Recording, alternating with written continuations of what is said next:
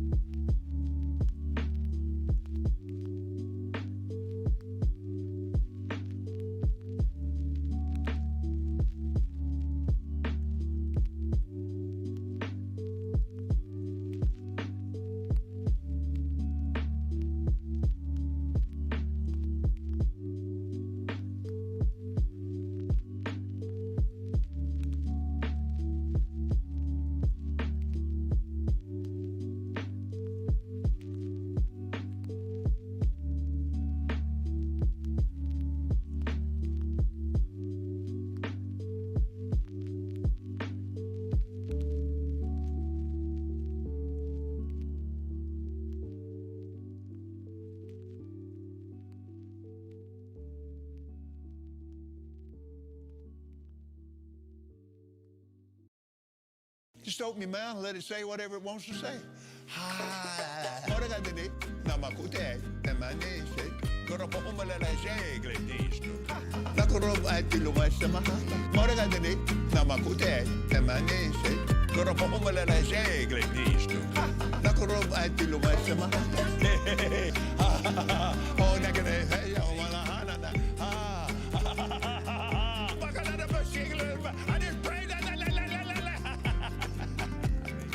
Hope you're all having a wonderful day.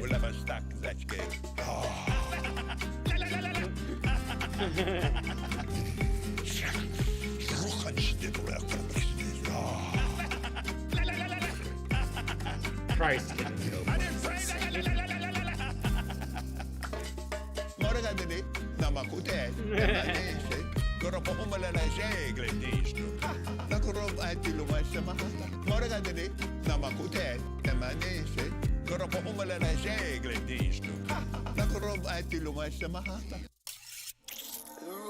What the fuck, bro? Well, as I was saying, I hope you all had a wonderful morning. I'm still waking myself up a little bit, even though I clearly showered and everything.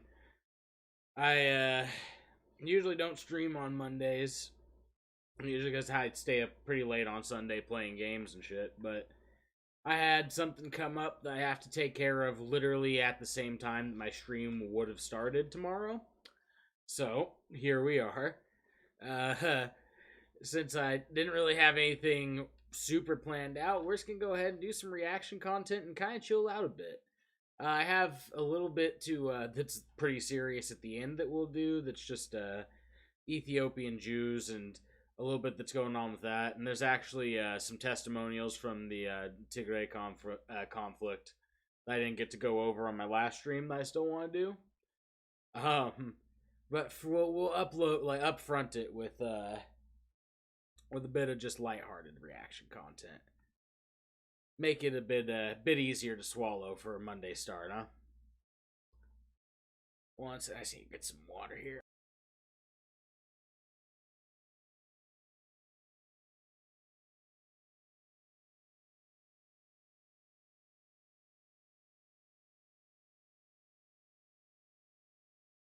All right.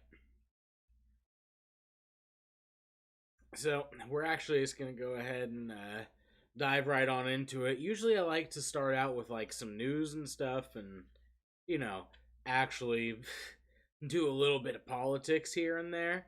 Pretend that I'm not a joke. You know, just a bit. I mean, I'm on Twitch, so I'm obviously a joke of a human being, but a little bit of not a joke, right? But I'm sure that there are other people who will go ahead and cover the next attempt at the coup that's happening right now, and Trump having his little baby speech on OAN, and there's a couple things that like a little bit of movement on that Texas abortion bill. I'm sure somebody else will cover that, so I'm not going to. I mean, honestly, that's not a reason to. I just don't want to right now. Feeling lazy because I like stayed up until 4 in the morning playing Conan Exiles.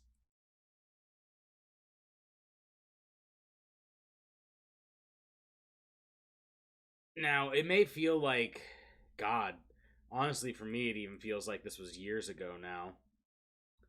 But that Blues Clues Pride song only came out like what, a week and a half, 2 weeks ago now? I think it's about 2 weeks ago now. No, it's a week ago now. I'm looking at the video on YouTube. Hey, Blue. So yeah, it's only been about a week to, I'll say a week and a half since this Pride song came out from Blues Clues. And right-wingers have been just absolutely losing their minds about it ever since. That probably is exactly why it feels like it's been so long. Just because you've heard literally every single person that has like even a small right-wing platform bitch about this at least like once on their show. So I was kind of surprised when I didn't see the dumbest man on the internet, Mark Dice, make a video. Well, rejoice. It just took him a little while, because I assume as the dumbest man on the internet, he lost his keys to his home, maybe. Maybe he forgot how to turn on his computer. I don't know. I don't know the exacts on it, but it's going to be something to that effect for sure. So I will go ahead and we'll take a little look-see at that. But before we do that, just in case, like, all you remember is Ben Shapiro and all of his other clones freaking out about this on Twitter and complaining, we're going to go ahead and take a look at the actual Blues Clues segment, and we'll just play through it real quick, just so you can have it fresh in your memory what the Marxist plot to turn kindergartners into drag queens is. Like, no joke, that's legit what Mark Dice is calling this. Look at all Like, these just keep that Marxist plot part in the back of your head. families. Hi, families. It's time for a pride parade. Families marching one by one, hurrah, hurrah. Families marching one by one, hurrah, hurrah. I forget how This adorable this is family every has two time. mommies, they love each other so proudly, and they all go marching in the big parade. Families marching 2 by 2, hurrah, hurrah. Families marching 2 by 2, hurrah. You have no idea. This family By the way, like, I guarantee you the Marxist part that he's going to talk about is the Black Power fist there. I guarantee you that's what he's going to, like, say the Marxist part is. But, like, I hope that they realize that not all black liberation movements are Marxist movements. I mean, like, a lot of black liberation movements are capitalist. has 2 daddies, they love each other so proudly, and they all go marching in the big parade. Come on, friends! Families marching 3 by 3, hurrah, hurrah. Families marching 3 by 3, hurrah, hurrah. These papas are non-binary, they love each other so proudly, and they all go marching. I forgot about, like, Donnie the non-binary dolphin. Sorry, Donnie the disabled non-binary dolphin is the real MVP of this Pride Parade video, by the way. Look at Donnie. He like, Donnie is just perfect. They are amazing. In the big Plus, parade. Donnie's kid has a cape. Families That's a pride marching 4 flag, by 4, and that's pretty hurrah, fire. hurrah. Families marching 4 by 4, hurrah, hurrah. Trans members of this family all love each other so proudly, and they all go marching in the big parade. Come join the fun! Families marching 5 by 5, hurrah, hurrah. Families marching 5 by 5, hurrah, hurrah. Some people choose their family. They love each other so proudly, and they all go marching. The deep Marxist plot to let you know that if you have a shit family that you're born into, you can choose your family. They want to destroy the family structure, brother. So fucking stupid. Like, families marching 6 by. it's just wild to me anytime I see this or like a clip of this. Or hey, look at this little blahage. But anytime I see a clip of this or see this, like, it's so non-threatening. I mean, it's a kid's cartoon. Like, it's incredibly adorable, real cute, like, catchy tune because they didn't write an actual, I mean, they wrote lyrics, but they didn't write an actual song, so, like, it's a tune that's already catchy. Like, imagine watching this and getting infuriated at the cultural Marxist plot to try to turn your kids into drag queens. Like, imagine seeing this and, like, that's what comes into your head. How fucking exhausting must your life be if this is the type of thing that you feel threatened by? Because, like, everything has to be threatening at this point, right? By 6, hurrah, hurrah. Families marching 6 by 6, hurrah, hurrah. Ace, By, and Pan, grown-ups you see, can love each other so proudly. And they all go marching in the big parade. Oh yeah! Families marching 7 by 7, hurrah, hurrah. Families marching 7 by 7, hurrah, hurrah. All families are made differently. They love each other so proudly, and they all go marching in the big parade. Families marching 8 by 8, hurrah, hurrah. Families marching 8 by 8, hurrah, hurrah. This house is a family of kings and queens. They love each other so proudly, and they all go marching in the big parade. Let's celebrate! Families marching 9 by 9, hurrah, hurrah. Families marching 9 by 9, hurrah, hurrah. Allies to the queer community can love their queer friends so proudly, and they all go marching in the big parade. I think you get the point. I mean, there's not, like, much left to it here. We don't need the last, like, 2 cakes, right? Like, there's nothing, if you are a rational grown adult, that you can look at this and be like, my God, they're going to destroy America, brother. They're coming for our kids, brother. Like, as a reasonable person, you could not end up thinking that. And I like Nina West, the drag queen that they chose to sing in this, like, isn't exactly a Marxist either. I mean, I actually don't know Nina West's pronouns. I'll just use they. But they make or they have a charity that does work for like LGBTQ youth. Like, I know that they help with like medical costs in some cases. I know that they help with like a lot of educational material and stuff like that. I know like they have like a lot of outreach programs that they work in, but like nothing that's like and that all that's really good. Like, I'm not saying any that's bad.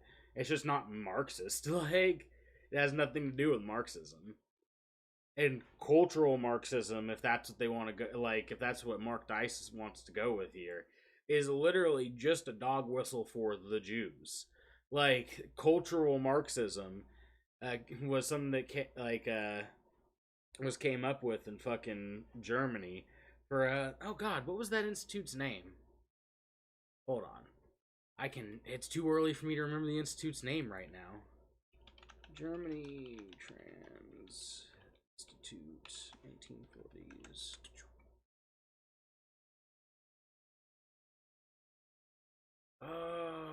Where was it?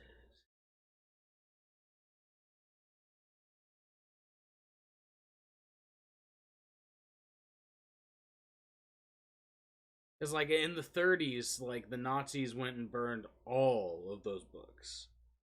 God, what was the it started with like a W. Like Wissenschaft or something like that. Anyway, that institute was like a institute for sex research, sexology. I mean, they did like research into transgender people. Like, they were a real early like proponent of a lot of sexual science. And the whole cultural Marxist thing is just a conspiracy theory about this institute being a whole bunch of cultural Marxists that you need to purge out. It's literally just a fancy way, or not a fancy way, a safer way to say the Jews. Like, let's go ahead and see what Mark Dice has for us. Well, it's June, so the annual Hold on, let me turn this up. onslaught of Marxist propaganda hit like a tsunami. It used to be called Gay Pride Month. Oh, hold on. Okay, so literally anything that has to do with gay pride or like pride in general, LGBTQ pride at all is just Marxist. Okay.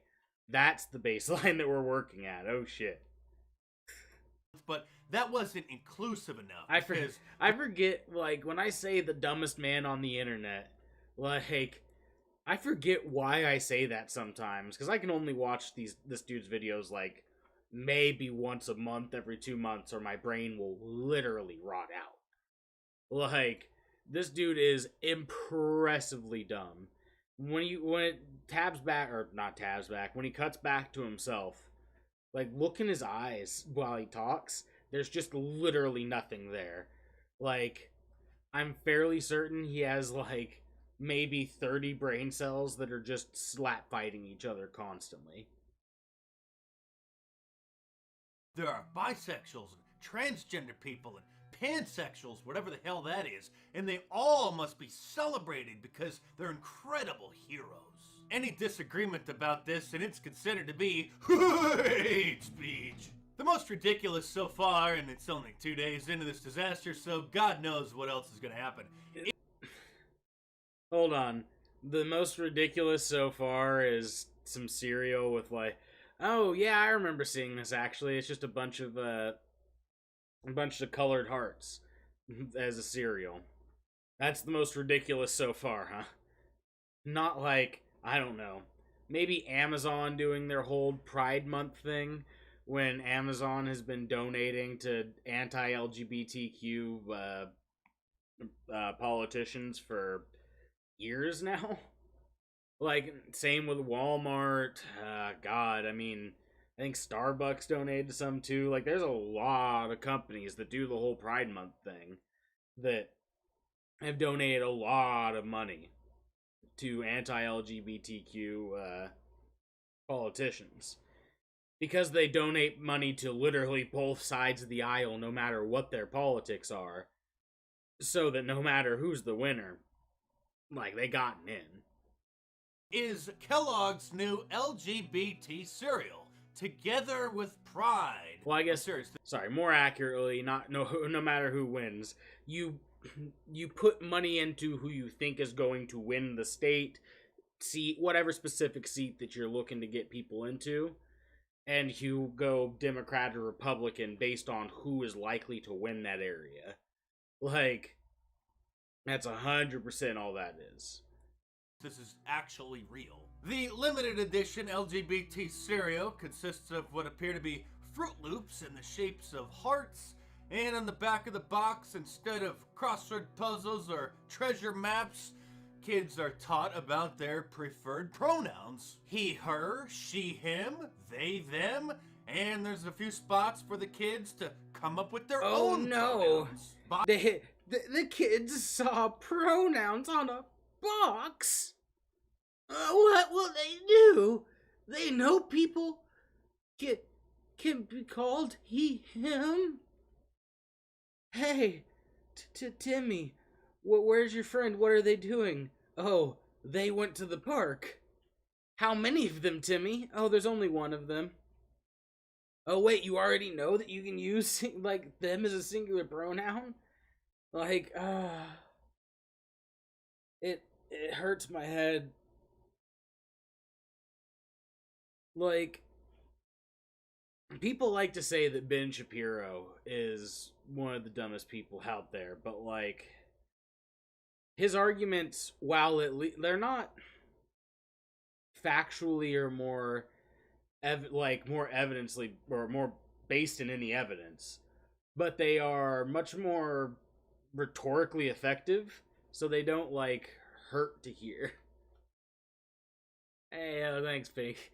I put a lot of work into the hair. Gotta keep it shine. Gotta keep the sheen going. Boxes are for cereal, not people, they say. No matter who you are, who you love, or what pronouns you use, you're too awesome to fit into a box. All they wanted was the right to be married, they said, and now Tony the Tiger is teaching her third grader that maybe he's a girl and needs new pronouns. Lego has also released their first ever LGBTQ+ set for Pride Month this year because they too want to indoctrinate your children. Sesame. he said indoctrinate your children as this is up. You have to be kidding me. Like, it's the Lego one, I will admit, was the funniest one I've seen. Just because, like, they literally are just like, we got some paint. We got some paint in all of these, like, Legos and hairstyles that we already have. I guess technically not paint. We have some other colored plastic molds. Like, this is a real lazy one. Children. Sesame Street has posted happy Pride messages on all of their social media accounts because, well, you know why. Hi, my name's Dylan Pontiff. I'm actually going to be one of the drag queens reading for Drag Queen Storytime. So, apparently to a lot of people in this room, I'm the big boogeyman. But I'm here to let you know that this event is something that's going to be very beautiful. And for the children and the people that support it are going to realize... And by the way, this is about the Marxist plot to turn kindergartners into drag queens. Sesame Street's Twitter tweeting out is apparently going to be talking to your kindergartners. Like, yo, what kindergartner has a Twitter account? Do you know the kind of shit that I post on Twitter? Children should not be there. You're literally allowed to post porn on Twitter. Like, you really, really shouldn't use even Sesame Street's trying to get the kids, when it's a tweet. That this is going to be the grooming of the next generation. This is going to be the grooming of the next generation. Of course, many, if not most, Fortune 500 corporate social media accounts have changed their avatars to incorporate their company logo with rainbows. Well, that is for all of their accounts in Western countries. Most of these brands have separate social media accounts for each different country. I'm not playing extra music in the background or anything. This is what he felt was appropriate for his video. Also, I love that, like, the critique that a lot of lefties and progressives will give a lot of these companies, especially, like, Raytheon, of all companies, decided to do change their logo to, like, the pride colors, rainbow colors.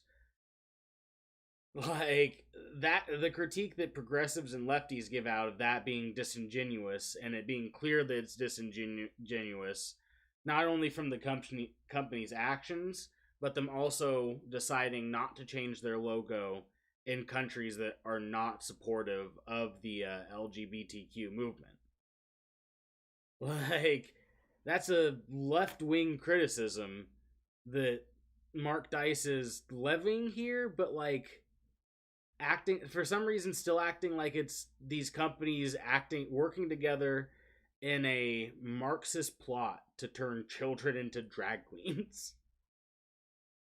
States, the UK, Canada, all of those accounts have been changed, but what a surprise! The brand accounts in the Middle East have not. Look at this, here's Mercedes in the USA, the UK, Canada, but did he Mercedes just see people Middle doing East this and not understand why they were making the criticism? Community. I wonder why.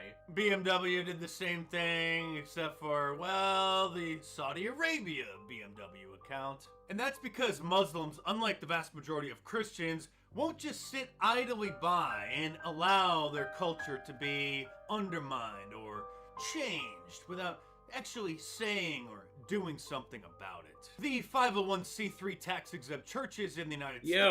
Yo, he just went pro throwing gay people off of apartment buildings. What? Okay, I'm gonna be real. I did not I stopped pre-watching anything that I do on stream a while ago because I got very lazy.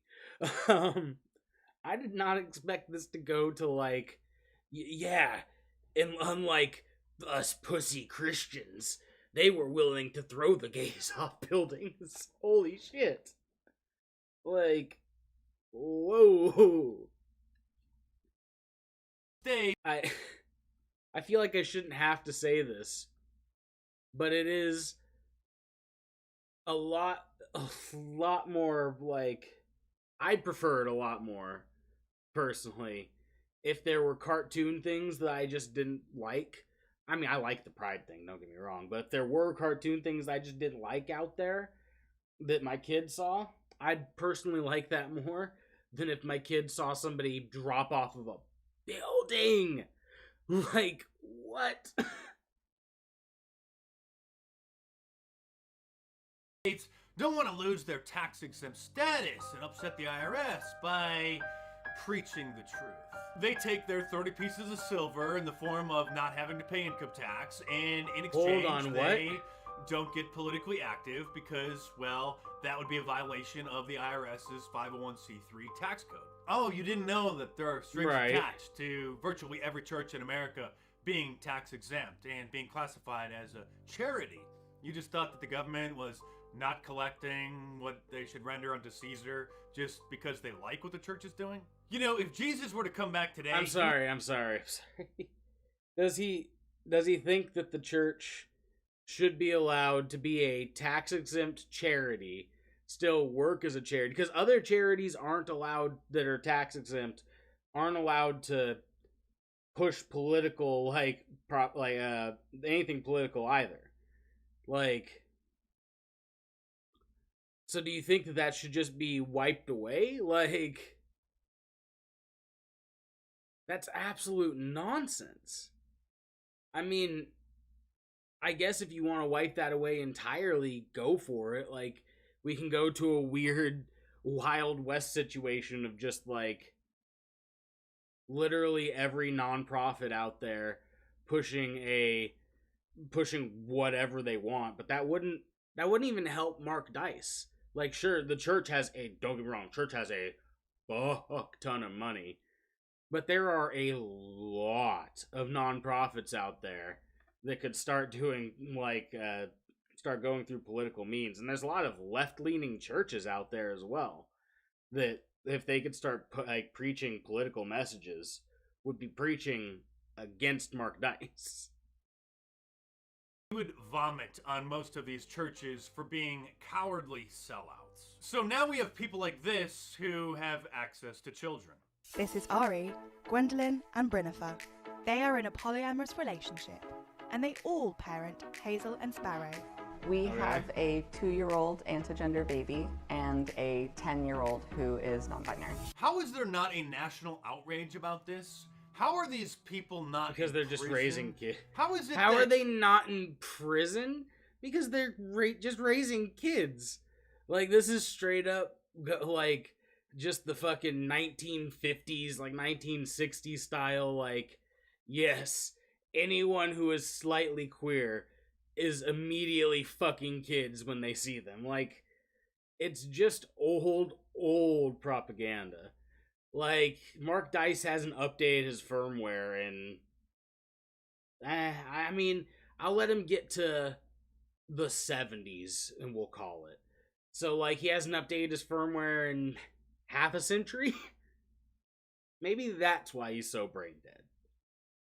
Bogged down. No Republicans have been speaking out against this kind of thing. Instead, Senator Ted Cruz and Lindsey Graham traveled halfway around the world to a foreign country to promise them that we'll be giving them more of our tax money. This next clip I had to triple check to verify that it was actually real. When I first saw it, I hoped that it was just a parody. I prayed that the Marxist hadn't gotten this far, but... That the Marxist hadn't gotten this far, as he's literally showing a clip of Donnie, the non-binary disabled dolphin, loving his son and, I don't know, wife or whatever. I think this is the 3 floats. There's only them on the float. Yeah. So, like... That's what was the Marxists going too far. You know what? I hope that Donnie, the non-binary disabled dolphin, rolls right off of that float and just starts talking to the kids about the labor theory of value. Like, fuck it. Hey, if this is gonna be Marxist propaganda, apparently, and, you know, not the whole cultural Marxist Jews dog whistle that people that definitely aren't anti-Semitic like Mark Dice, who just for some reason doesn't like Israel. I mean, I like Israel I don't like Israel for very specific reasons that I've laid out extensively. But, like, literally all that Mark Dice has to say about it, because I can guarantee you he doesn't know anything besides it being a Jewish nation, is that it's a foreign country that we gave money to. Like... Come on. We're almost done here. Like, only have to listen to the dumbest man on the internet go for a little longer. Blue's Clues clip, which is a cartoon aimed at children ages 3 to 5, is real. It's time for a pride parade. Families marching 2 by 2, hurrah, hurrah. Families marching 2 by 2. He's playing it.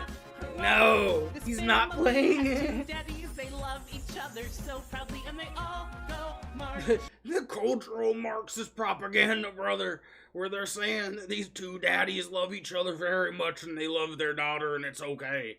Like...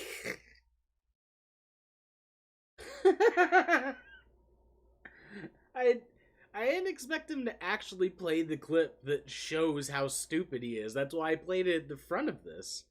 Like, if you're gonna do this, you just put up a clip, like, or you put up a screenshot where you don't have the words on the bottom. You just zoom in a little bit on, like, the fist, and then you just say it's cultural Marxism. Like, It's easy. Like, if you're gonna dog whistle, at least do it well. Like, holy shit. In the big parade. Come on, friends. Yes, that is a drag queen designed to get your 5-year-old to sing along with them about how great gay pride parades are. And yeah, that was just a small sample of the show. Yeah, I warned you, the Marxist propaganda was incoming like a tsunami. Oh no. That's literally the entire clip that he's gonna include that. Holy shit. Okay. Like, I actually want to, like, ask Mark Dice what he thinks Marxism is at some point. Like, not even communism, not even... You know what? No, I'll let him pull it back to socialism, too. Like, communism, you get into the specifics. Like, I just want to see if he can tell me what he thinks socialism is and what he thinks Marxism is.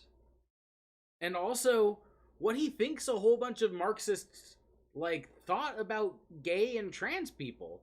Like, a lot of people who picked up Marxist theology, like, or not theology, Marxist theory, and went on to write their, like, or write and use Marxist theory for their revolutions, like, had some pretty fucked up views on gay people. It doesn't have anything to do with Marxism, but, like, to say it's inherently Marxist to be pro-pride is to just kind of show your ass that you have, like, have no idea of the history of Marxism at all. Like, at all. There's plenty of no, don't get me wrong, there are plenty of like, LGBTQ, Marxists out there. And there were plenty of pro-LGBTQ, like, big Marxist movements out there as well. But that doesn't have anything to do with Marxism. Like, that's another part that was tacked on to their politics. And Disney Plus, Disney's streaming service, just rebooted a new show, or about to reboot a new show called The Proud Family, which, you guessed it, now has LGBT characters in there to teach your children about maybe changing their pronouns. Hold on. The Rugrats. There already was an LGBT character in Proud Family. What the fuck are they talking about? I assume it's probably not the same character. I'm going to assume that they, like, put a main character into the family or something, right? But, like, there was already a gay character in Proud Family. I remember that from when I was a kid. That was, like, one of the first gay people I saw. Well, probably one of the first gay people I saw and knew they were gay. Like,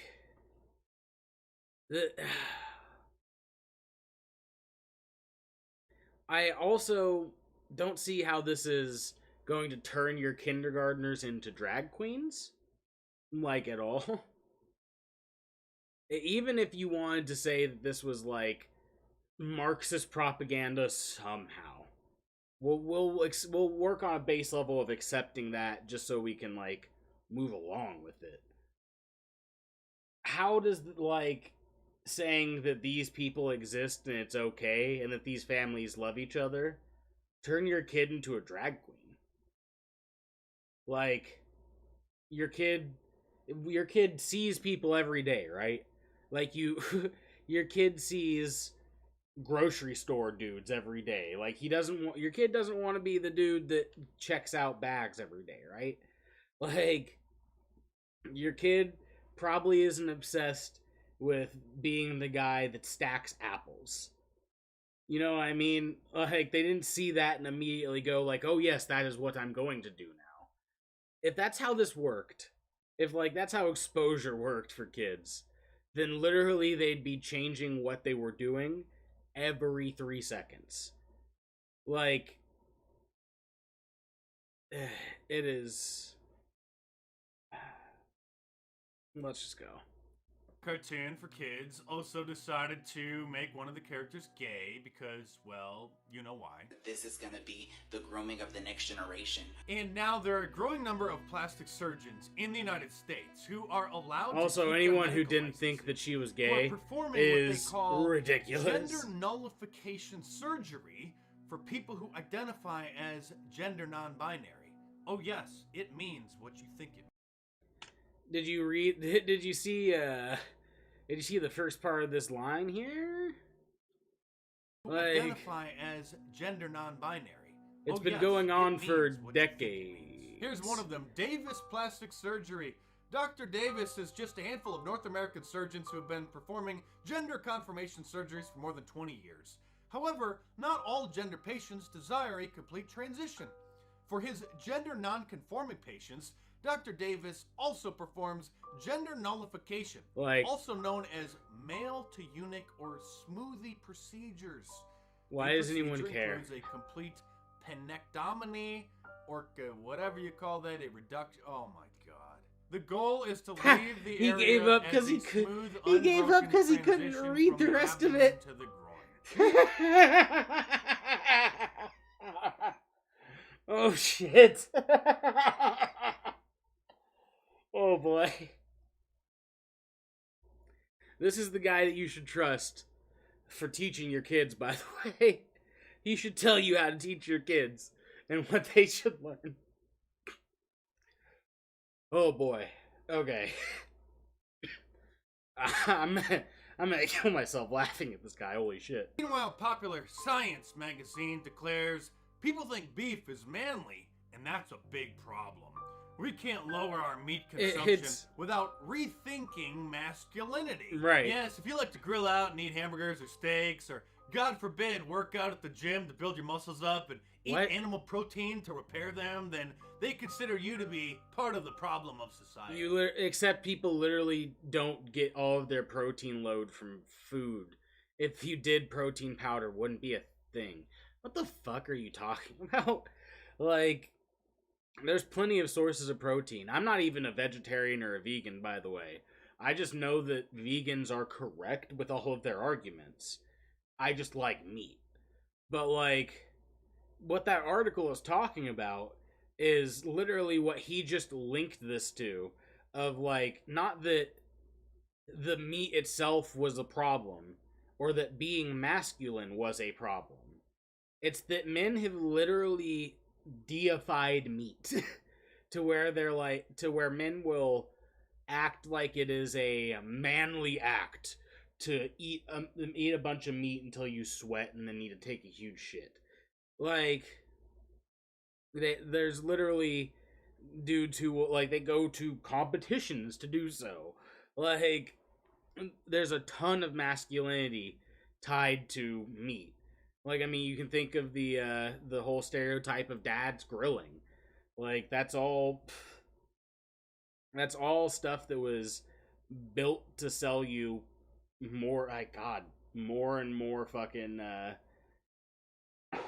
more and more specific agricultural products way back in the day. And now we're kind of just living with the consequences of that. And if we're ever going to move away from, like, meat and its huge impact on the environment that it's having, we do need to first, like, untie masculinity from red meat. After red meat's untied from masculinity, then you can actually start talking to people and having a rational conversation about maybe not having meat at all anymore. Like, that's all that article was about. Also, imagine how sad it has to be the type of dude who's so insecure that your masculinity is tied to eating a 32-ounce prime rib. Like, sure, that was a lot of meat. Good job, buddy. But, like, how much of a sad sack of a human being do you have to be that that's what you're tying self-worth and masculinity to?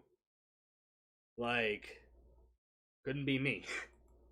It's not fun anymore. It was fun about 5 years ago when these were like isolated instances, but now they've become ingrained into the culture, and just daring to speak out against them puts you at risk of getting your social media accounts banned.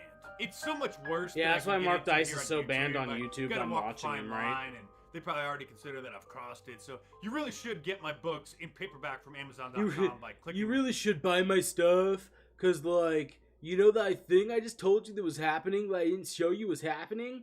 Well, it could happen to me, so you should buy my shit. Like, that's literally where all 8 minutes of brain power went to, was him trying to think up how he was going to put an Amazon link at the end of this. Link in the description below. Of course, you can also support my channel while it lasts by getting... Also, hold on. I want to show you something, because you can't see it because of my webcam here. He didn't even put his Amazon link on the video, which is fine. You can just say I'm going to put a link below and put a link below. But he put a graphic up that just says the words Amazon.com. Like people don't know what Amazon is. And they're like, oh, I wonder what that link is going to lead. Oh, it's the Amazon.coms. Okay. I understand now. Who knows? Maybe Mark Dice's audience is that dumb. From Amazon.com by clicking the link in the description below. Of course, you can also support my channel while... Okay, the rest of this is literally just all ads. So, surprise, surprise. There was literally nothing to do with Marxism there. And everything to do with just complaining about kids being able to even see gay people existing. Literally saying that there's families that are happy together. That's a no-go.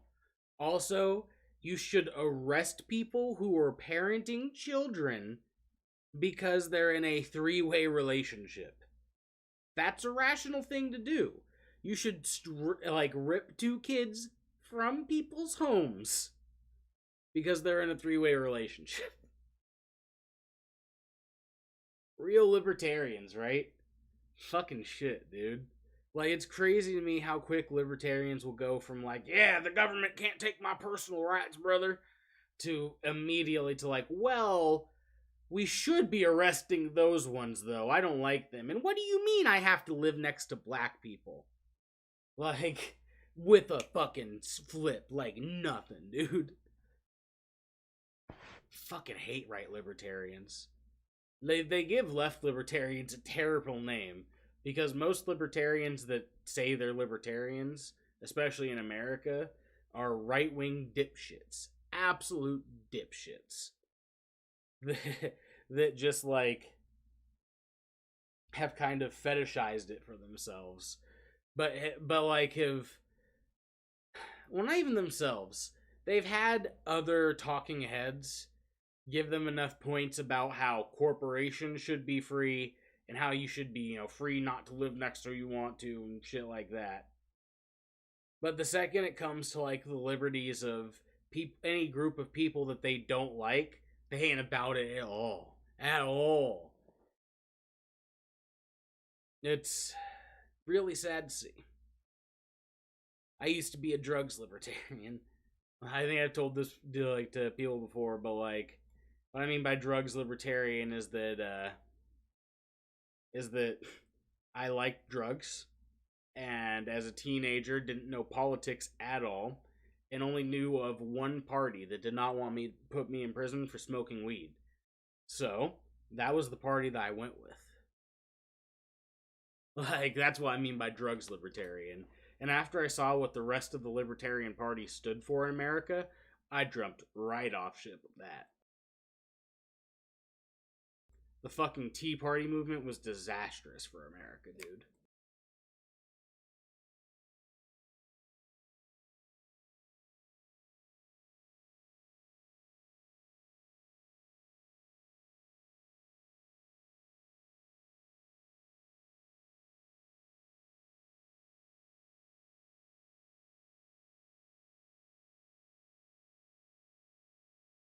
After listening to one incredibly, one may argue the dumbest man on the internet speak to you about how cultural Marxists are trying to come for your kids and turn them into drag queens. I figure we might as well follow that up with a pretty close to dumbest person on nowhere. You know what? That's not fair. Matt Walsh is very stupid, but he is at least... If you have a Mark Dice to Ben Shapiro scale, right? And like Salty Cracker's like right here, then Matt Walsh is like right here. He's not great, he's not bright. But like, and Ben Shapiro at the top of the scale doesn't say great things for the fucking Republican Party, by the way. Like, for the right wing, one of your top dudes is Ben Shapiro. keep that in mind. I mean, there's actual, like, scholars and economists that are fairly smart dudes that are right-wingers, but they kind of usually keep their names out of the limelight. They're not in it for punditry. They're actually out there trying to destroy America. I forgot where I was going with that. Anyway, Matt Walsh, the, like, 6th dumbest person on the internet, is gonna go ahead and tell us why a book about basic consent is a woke travesty that's coming to destroy your children. They're gonna take your children. Hey, before we get too far into it, if you get to the end of the video and you enjoy the content, leave a like on the video and subscribe to the channel. It really helps the channel grow, and I really do appreciate it. Let's chill out of the way. Let's just get into it. What I'm actually going to do here is I went ahead and found us a quick reading of the book. So we're going to go ahead and watch the 2-minute reading of this book. And then we'll go to the Matt Walsh video. Because, I mean, I haven't, like, checked the Matt Walsh video at all. But I'm willing to bet he is not going to provide all of the context for any of this at all. So let's go ahead and just, let's take a look at the reading of this. Morning, y'all, y buenos dias. So today, we are going to be reading a book. So if you want to find a nice cozy spot and settle in, and we'll get started. Get through it. Today, we're going to read C is for Consent by Eleanor Morrison. Illustrations by Which, by the way, real quick before we even get into it, I do think consent is something you should be teaching your children.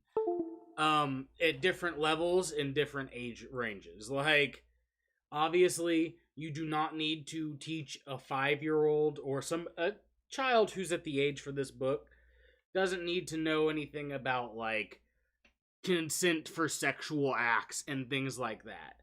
But, like, teaching them about, like, okay, you know, ask if the person wants to share, or ask if the person, you know, if you want to hold hands with your friend, ask if they want to hold hands. Like, that's good stuff to baseline teach people. Not only because it's polite to ask that kind of stuff, but also it teaches children that they have control over their bodily autonomy. Like, each person has control over their own bodily autonomy. And it sets them up for the consent discussion later on in life. Like, it's a really important conversation to have with kids. And to a degree, at least most, I won't say every parent, but at least most parents do have a version of a consent conversation with their younger children. They just don't know they're having a consent conversation. That's not what they're calling it. They're saying, hey, you know, you can't do that. You have to ask him. Stuff like that. It's the same conversation. It's just not using the word consent, so Matt Walsh isn't upset about it. Or love. It's time for a party with family and friends. Grandma wants a hug, but Finn isn't in the mood. It's okay, says Dad. You don't have to give hugs if you don't want to. Grandpa leans down. So that literally just teaches kids, like, yeah, so this is what consent is. If you do not want a hug, you say no, and then you don't get hugged. Like, and then this is literally just the same situation. I mean, it's a kid's book, so it'll be reiterating it. Like, to kiss Finn. Mom says, please ask for consent first. Grandpa asks, may I kiss you on the cheek? Finn replies, yes, you may. Auntie and Uncle want Finn to sit with them. Come sit on my lap. Also, no, what a horrifying interaction. Grandmother asked if she can give kid, you know, let me kiss your cheek. And kid went, okay. And then she kissed the cheek. Oh no. You have to sit on my lap. Also, Finn says, no, thank terrible you. thing to teach kids that they don't have to sit in people's laps.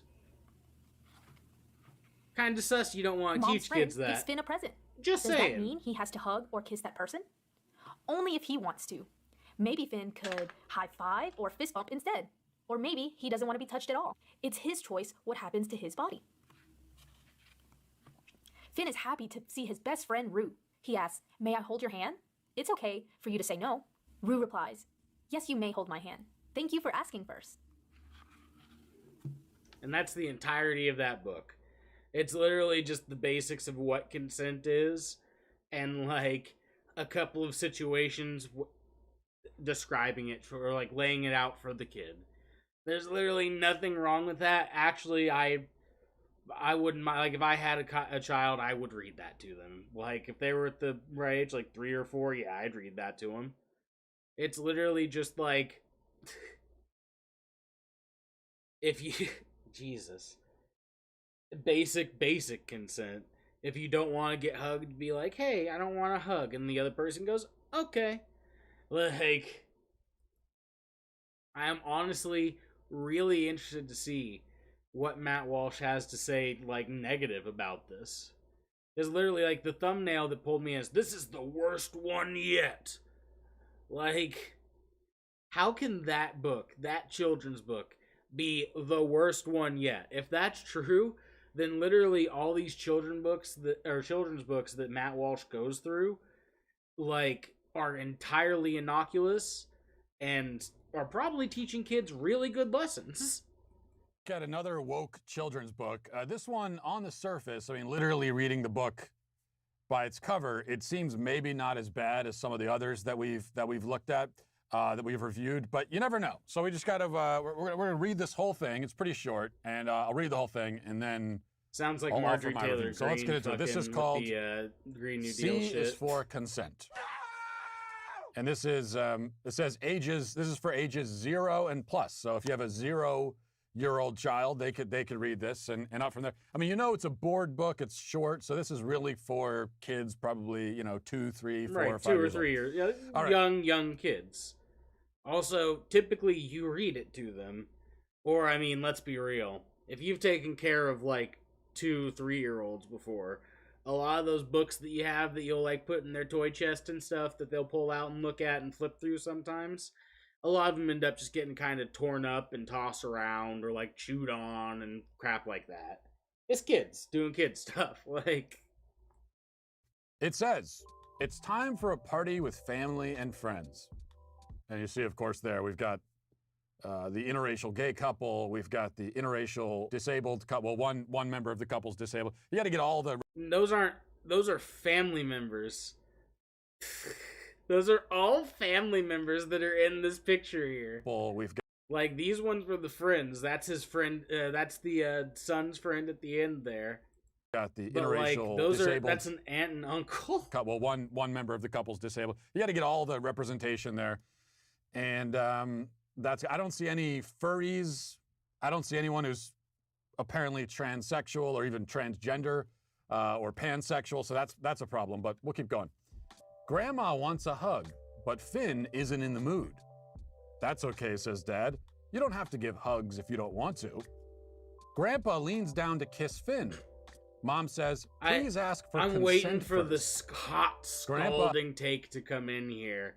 That no, you should actually forcibly hug children. Children should have no recourse. You should be able to go up to children and hug them no matter what. That's a real Republican take to have, to be honest. Asks, may I kiss you on the cheek? Finn replies, no, I'm sorry. You should be able to yes, kiss you whatever may. children you want is a real Republican Auntie and take. Uncle want Finn to sit with them. Come sit on my lap. No, you have to sit on my lap. Finn says, no thank you. My parents say I don't have to sit on anyone's lap if I don't feel like it. What a brat this kid is. Mom's friends give What Finn a brat. present. He said, no thank you. I don't want to sit in your lap. What a brat. He accepted a kiss from his grandma and didn't want to sit in someone's lap, so he said, no thank you.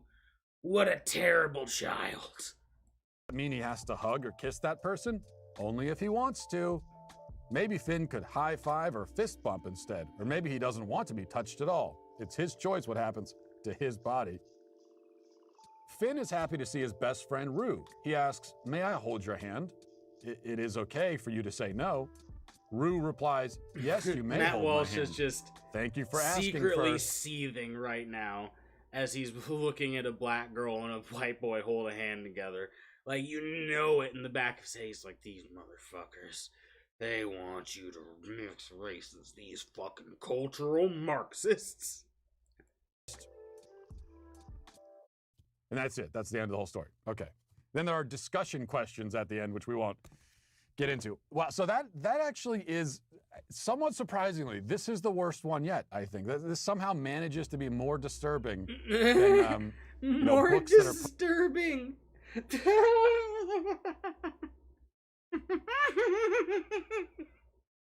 More. I can't.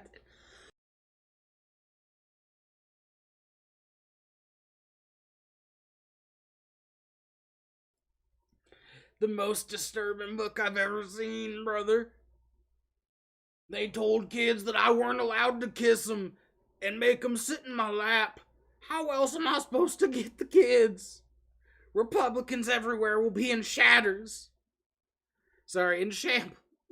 Republicans everywhere in shambles. Like, holy shit. Like, and he's going to say, like, this is sexualizing children. That's the only play he can make, right? There's nothing else in here that you could really do to, like, say that this is the worst one, and also to say it was disturbing. You have to say that it's pushing, like, some sexual propaganda onto children.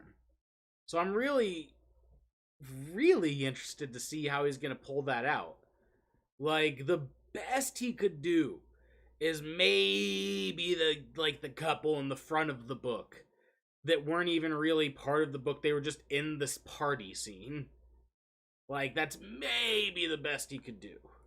Pushing transgenderism and bisexuality and all that kind of stuff. Those books are bad too, but don't get me wrong. He's talking but about this other one books on that disturbs one. me Okay. on a deeper level. So let's count the ways. To begin with, before we get to the major problems here, this kid is awful. I mean, this is what happens when you have permissive hippie parents. This kid's terrible. I would not. I can't imagine. He asked to hold his friend's hand. What a monster. His grandma asked, let me give you a kiss. And he said, okay. What a monster. His aunt said, sit in my lap. His uncle said, no, sit in mine. And he said, no, I will sit in neither. No, thank you. What a monster. Like, holy shit.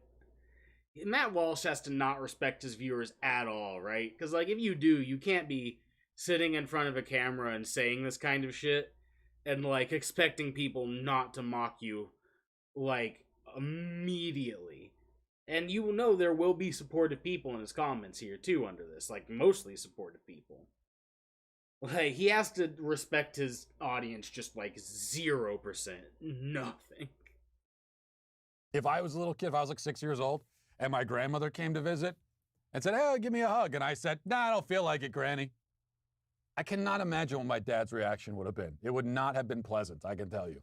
My reaction with my own kids wouldn't be pleasant. It's very good to punch children because they don't want... Sorry, we'll go slap. It's very good to just start slapping children because they don't want to hug somebody. Like... Holy shit. They need pure obedience. They'll hug who I tell them to hug. Oh my god. Matt Walsh's kids have to be... I mean, you know what? They have money behind it, so it'll be fine. They'll grow up to be fine little shitheads like Matt Walsh is. But, like, while they're growing up with this, man, that has to be really shitty. Like... Literally, the next page after he's like, I don't feel like a hug. Granny gives him a kiss and he's like, okay. What a miserable kid. He didn't want a single hug. Or he didn't want a hug and didn't want to sit in somebody's lap.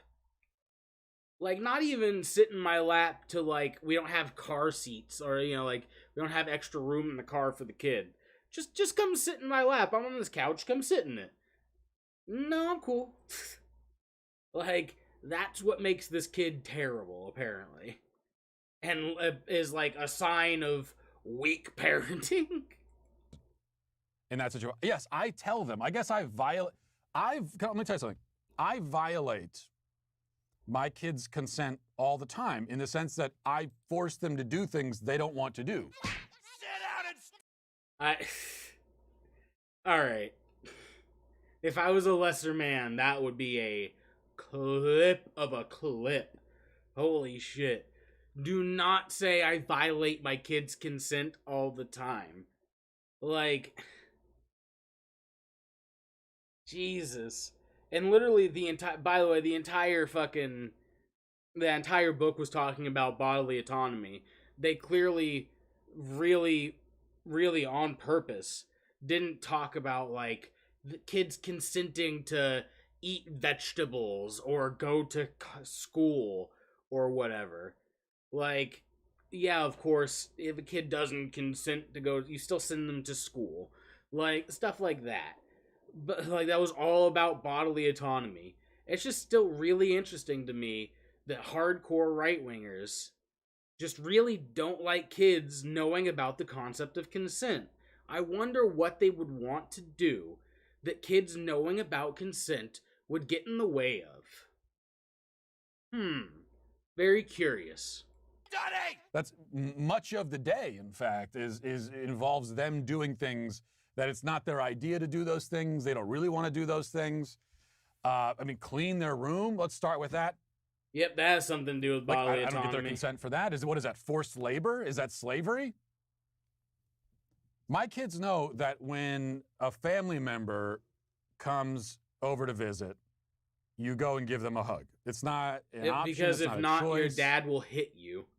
Not because you like them or because you love your family. Because if you don't, your dad's going to throw hands. So I better hug him because I don't want to get popped in the mouth again. Like, very good. Very good. Very good parenting. Not at all fucking traumatizing at all. You are required to do that. Well, don't look at me like I'm frickin' Frankenstein. Give your father a hug. Because that's polite. But the major problem here is that the book explicitly sexualizes physical contact between family members. I mean, this author he is. What? Well, what? Who is it? Eleanor Morrison. He, his, her, whoever's. They're taking their own. I don't want to misgender them. Whoever it is, they're taking their own complex and projecting it onto everyone else. I don't know what's going on with you that you view a hug from an aunt or a grandfather as potentially sexual in nature. What? But it's something you should be talking to a therapist about. You don't write it into a children's book, for God's sake. And this is what you get from the left. Wait, how is they it grew sexual? up on a diet of Freud, whether they know it or not, and now they see everything in sexual terms. Everything is sexual. They're incapable of conceptualizing. Okay, so he's just going to ignore the framework that he tried to lay out for the word consent literally seconds before this, and then move it to consent only means sexual. It only gets brought up when you're talking about sexual consent. So that is what the left is doing here, apparently. Like, just ignore everything that I said before this and where I clearly understood that consent can mean other things besides sexual contact. But let me just conflate this to literally the author for a book who's writing about just basic bodily autonomy and not having to hold hands or, like, give someone a hug if you don't want to with sexual contact. Like, this is so fucking disingenuous. And you know it's disingenuous because he literally showed you that he knows what he's saying is bullshit seconds before this. Any human interaction that might occur outside of a sexual framework. Absolutely everything no for respect. them is sexual. If you are a viewer of Matt Walsh, he does not respect your intelligence 1%. He thinks you're fucking stupid, and he knows you're stupid. Because he does this consistently, he does this all the time, and you still watch him. He knows that he can just, you'll ignore anything that he just previously said, because you're just there for trans bad. Like, you're literally just there for trans bad. potentially sexual, and they're weirdos, in other words, to summarize. Losers, in other words. I mean, let's take the family dynamic out of it for a second, just for a moment, because I don't want to dwell on that. It's too disturbing. And let's pretend. You mean Nick Fuentes? You mean the guy that's afraid to go across the street to the church that he's been harassing and shit his pants in high school all the time? Sure, I'll watch him. We're talking about just some dude and a girl, and they're not related. Even in that context, the idea that verbal consent should precede every physical interaction is asinine. I mean, my wife would look at me like a maniac if we were walking somewhere down the sidewalk or something, and I said, "Excuse me, may I have consent to hold your hand? Requesting permission to initiate physical interaction." Permission granted. Oh no, you know what? I'll give you the personal guarantee. Nick Fuentes every morning wakes up, first thing he does is shits his pants. Then he gets up, goes, takes his shit pants off, puts them in the trash. He just goes ahead and gets some more ones. And then he tries to go outside to get the newspaper, realizes he can see the church, and then is afraid that he'll have to deal with any of them in face. So he goes inside and then starts chain calling them again like a pussy. You may maintain physical contact for 75 seconds. Thank you, ma'am. That's what they want. Now we know why leftists are so angry all the time. They're lonely. I give Nobody you that wants to be personal around them guarantee. because they act like some Nick bizarre Fuentes' mix. day to day. It's the weirdest mix of hedonistic sex fiend and robot. You wouldn't know perversion if it put clamps on your testicles. Leftist men in particular are just lonely. There's no way any woman wants to be around this kind of thing if they carry on like this. All of this hyper consent stuff, it makes sense among machines. But for organic creatures, we need organic interactions. We need things to develop naturally. But this all, again, this is, I'm talking now about two adults who aren't related. So I'm doing the book a favor by framing the conversation this way. What the book is actually talking about, again, are little kids and their grandparents. They want robotic getting a kiss consent. on the cheek. Like, once again, real telling about you if you're the one who's out here trying to make a grandma kissing you on the cheek conflated to sexual contact so you can call an author a pedophile. Like, that's some jumps. Requests, even in that context. Excuse me, young one. May I have consent to kiss you on the forehead and squeeze your cheeks and remark on how big you've gotten since I last saw you 2 months ago? Alright, so that's the most disturbing thing Matt Walsh has seen, apparently. Literally a book about how kids don't have to sit in his lap. So, let that do for you what it will. What's up, Coopin?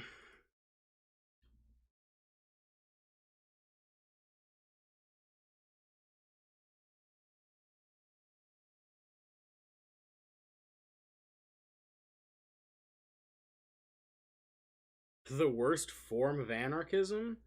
I mean, like, anarcho-capitalists take the cake for sure, but like anarcho-primitivists aren't that bright. Honestly, like, I don't agree with too much outside of anarcho-communists, and even then, like, I think anarcho-communism in an ideal world would be amazing, but I don't think that the material conditions exist or ever will exist for that kind of thing to come about. But if I had to go worst, yeah, anarcho-capitalism. Like, I don't want to live in fucking Blade Runner. Sorry, it's either one of two ways, Blade Runner or Mad Max. And either way, terrible. Like, terrible.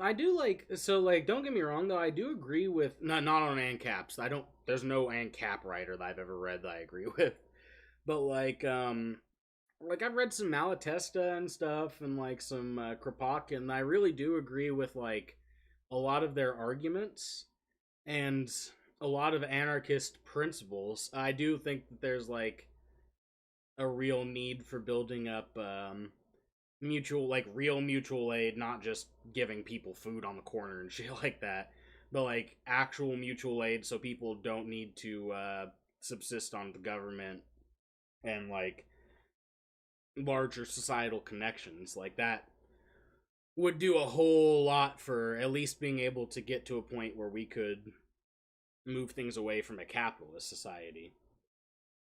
But I don't know. I don't see any world where anarchism. Oh yeah, fuck the CCP. Yeah, yeah. Absolutely.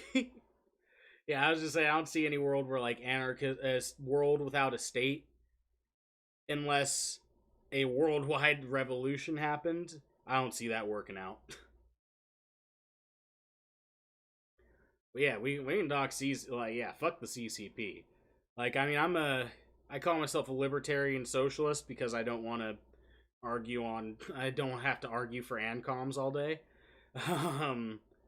But like, I have no problem taking a look at a country that calls itself communist or socialist and going like, no, what you're doing there is pretty fucked up though.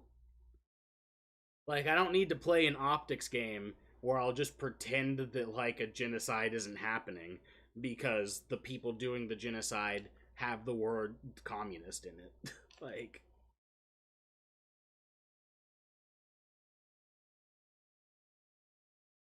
I think a lot of that's like the result of people treating political ideologies as a social club more than anything, though.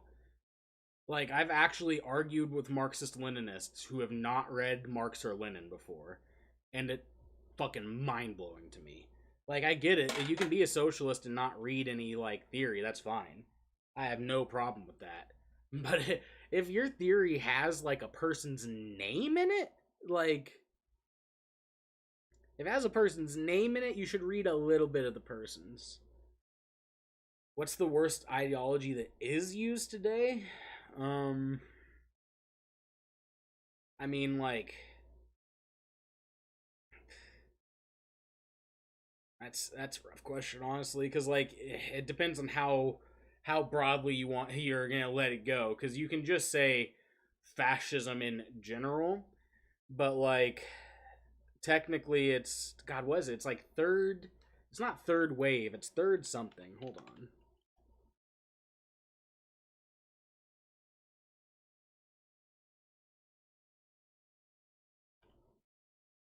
I can't remember what it was, but it was an experiment that started in the 60s. Oh, you meant like on a country. Okay. That's a lot easier to answer.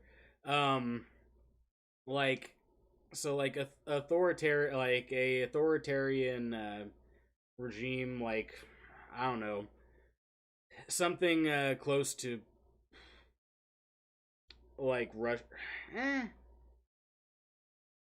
So here's the thing, there's a lot of really bad countries out there that are using systems that aren't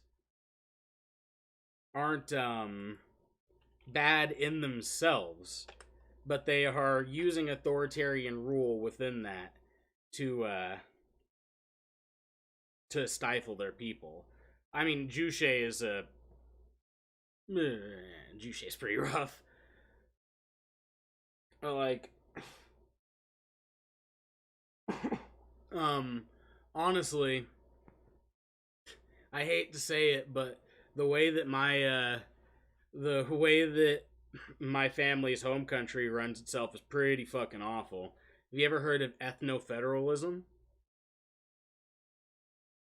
Because ethno-federalism is a system where essentially you break up your country into states, and the states are broken up between what ethnicity you are. So, like, in Ethiopia, where the city my family is from is the Somali region, and like that's what's led to a lot of the Tigrayan conflict that I'm actually gonna take a look a little bit at later today.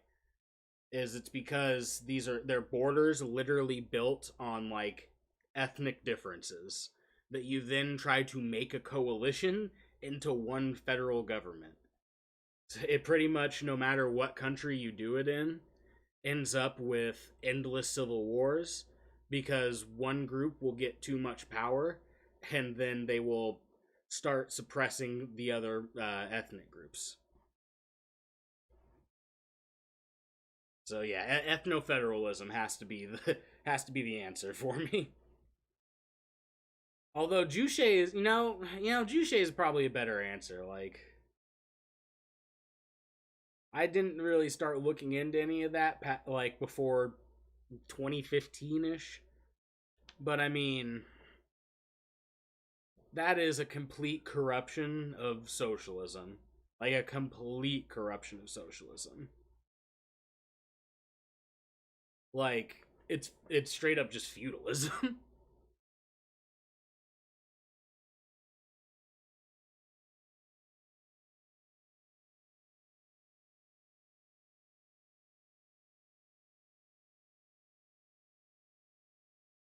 See, just tabbing through some other, hey, we're actually almost done with reaction content. Last one is that, TERF debunk that I got, and then we actually have to get into the serious stuff. We got a little bit of, Benny Gantz, the Israeli defense minister, doing an interview, and then, have a little bit of news on Ethiopian Jews. Funniest joke ideology, anarcho-capitalists. Like, they think they're not a joke, but I mean, they're a joke. They're an absolute joke.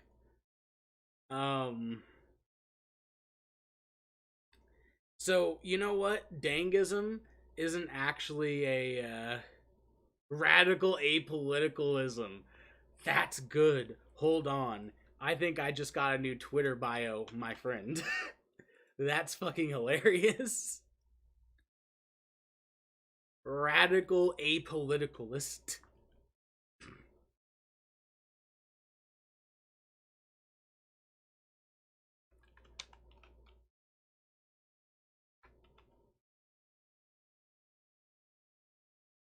Oh shit, yeah, I'm straight stealing that.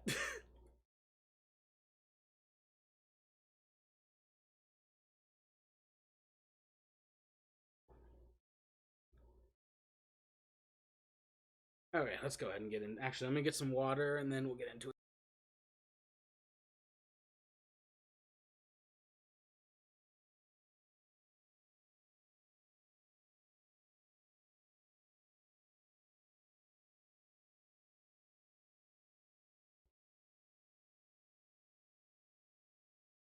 So, if you don't know who Posey Parker is, well, first off, you are very lucky. You haven't been diving deep into the turfosphere at all. Like, Posey Parker's kind of at the top layer of that. She's one of the bigger voices that aren't large for other reasons. Like, J.K. Rowling is obviously a huge voice for it. But, she doesn't, mainly talk about trans people in politics. Posey Parker is a feminist that pretty much exclusively talks about trans women. She used to do a lot of, actual feminism work back in the day. I won't discredit any of that. But in recent years, she has moved to almost exclusively being anti-trans.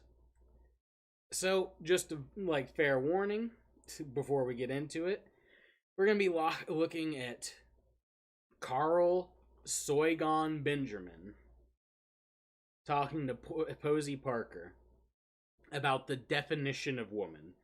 So it's going to get turfy in here. Hey, before we get into it, if you enjoy the content, leave a like on the video and subscribe to the channel. Really helps the channel grow, and I appreciate it a ton. Oh, I feel you. I hate people who use feminism as a tool just to be jerks to people. It's nutty. So a bit of background for me is back in the... Yeah, throw me a link. I was actually about to say that before I read your other message. Throw me a link. But like a little bit of background for me is like back in the day before I started actually getting into politics and I was just like a 14-year-old dipshit. I hated feminism because I thought feminists were just people who were mean, pretty much. Like I had never seen a feminist put out in front of me at all that like was pushing for anything. All I saw were the instances that people would put on like Reddit and stuff like that of feminists acting out and just doing it to be mean to people.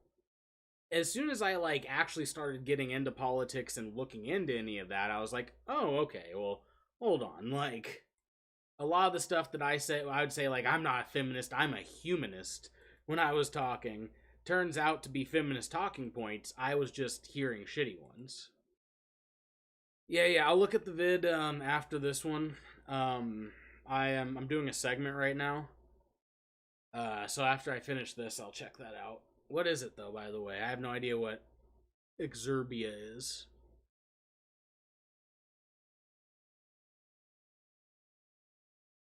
I assume that's like a username or something. Let's move on to your most controversial Let me turn position that up, guys. on what is now politics. The definition of what a woman is. Terrible, hateful. It is actually Posey Parker's definition if you look on Twitter. Anytime someone, I'm very proud of that. So anytime somebody says a woman is an adult human female, you'll see a trans activist say, that's Posey Parker's definition, as if it didn't exist before I invented it. As if it wasn't just what... Well, it's because you popularized it. Like, you invented and popularized the term. That's why they're saying it's your term. Like... It's that. By the way, she wouldn't.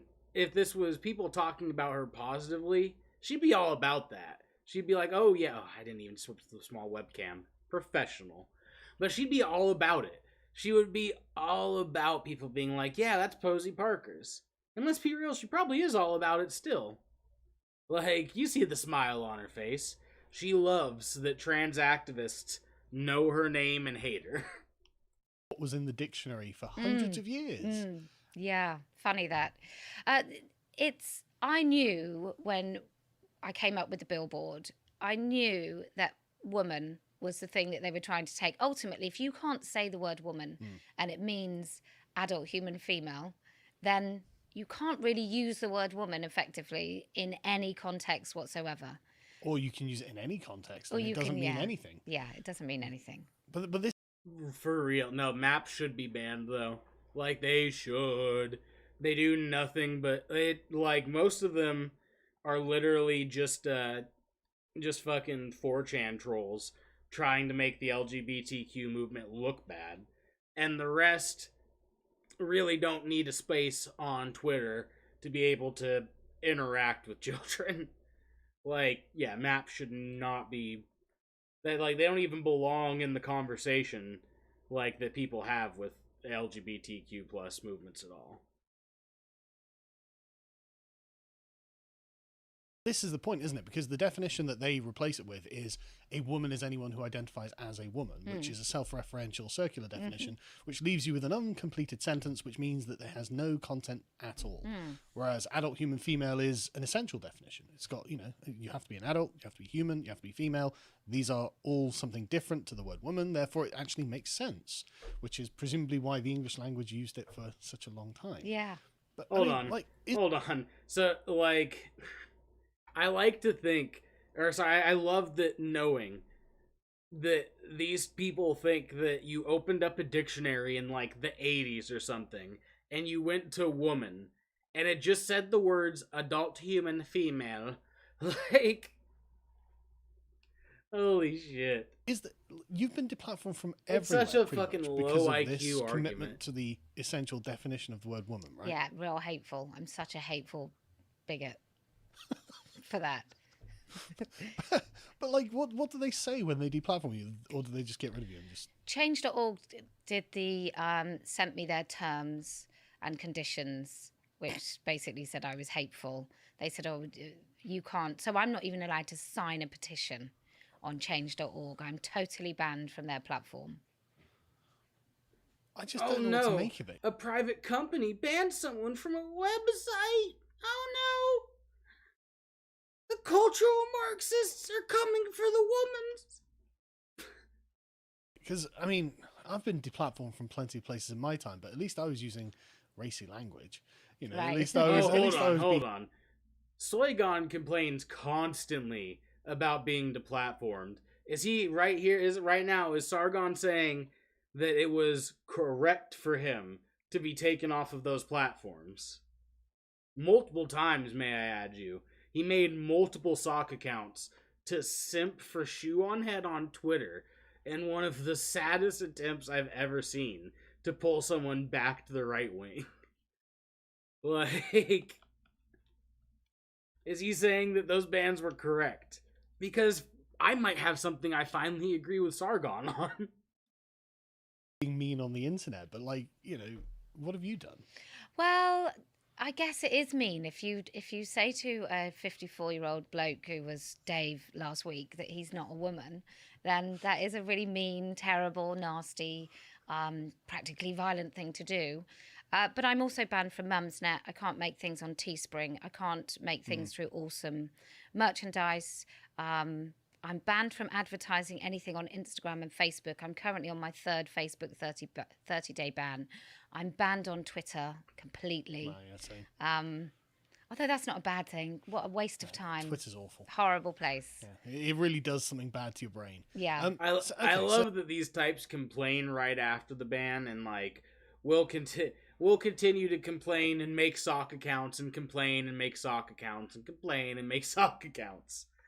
But then we'll go whenever they're on camera and like talking about something that will sport them being kind of blasé about it. They'll be like, "Yeah, Twitter is just the worst." Which, yeah, by the way, Twitter does suck. Like it does. I'll see you there though. So, what do you think is going to happen from I guess we can say the establishment's adoption of this bizarro definition of what a woman is? Like, what do you think the long-term consequences are going to be, and what do you think we can do to stop it? Long term, I genuinely don't think it can last because I think it's a lie. And I think that eventually it will put its nasty little feelers out on so many people that people will begin to basically refuse to accept it. But interesting that trans people have literally existed through all of history and have had words in the different languages and different countries and cultures they've existed in, and it didn't collapse anything at that point.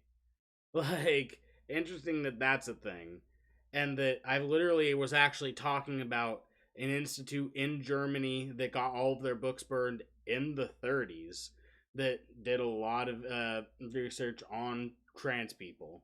Like, interesting that all of that existence has been here for a very long time. People have been calling trans women she and her for a very long time. And nothing's collapsed.